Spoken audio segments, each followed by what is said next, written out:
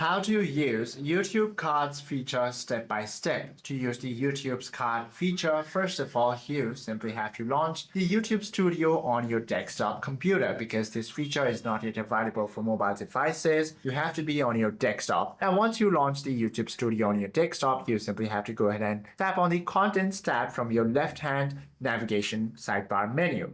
Then locate the video you want to modify and click on its pencil icon to open the Details panel. From there, open the Cards Editor panel. Now, click on the row labeled as Card.